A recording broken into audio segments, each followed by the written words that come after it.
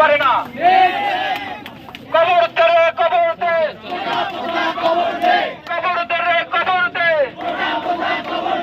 কবর দে রে কবর দে। একটি দেশ চালাতে গেলে মেধাবীদের লাগবে, আর আপনারা প্ল্যান করছেন এই মেধা ছাড়া দেশ চালানোর জন্য। এটা আমরা মেনে নেব না, আমরা ছাত্র সমাজ এটা মেনে নেব না। আরে কবর দে রে কবর দে, কবর দে রে কবর দে।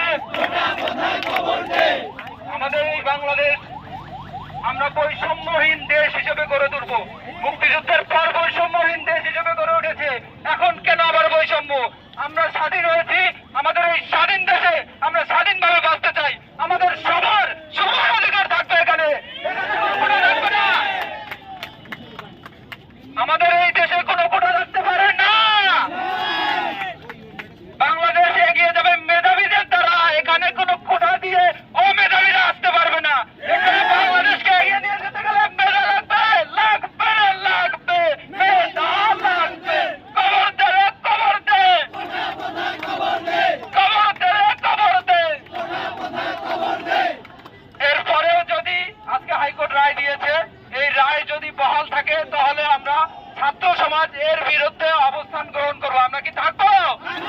আমরা কি এর বিরুদ্ধে থাকবো? যতদিন এইটার এর কোনো শুরু না হয় আমরা ততদিন মাঠে থাকবো, আমরা ততদিন রাস্তায় থাকবো। আমরা এর সমাধান চাই। বাংলাদেশ বৈষম্যহীন দেশ, এখানে কোনো বৈষম্য চলবে না। বাংলাদেশ স্বাধীন দেশ, 1971 সালে যুদ্ধ করে স্বাধীনতা অর্জন করেছি। বৈষম্যহীন এদেশে বৈষম্য রাখা যাবে না, বৈষম্য চলবে না।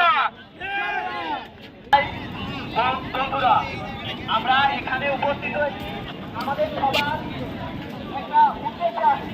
সেই উদ্দেশ্য হচ্ছে আমাদের দেশে কোনো বৈষম্য থাকতে পারবে না।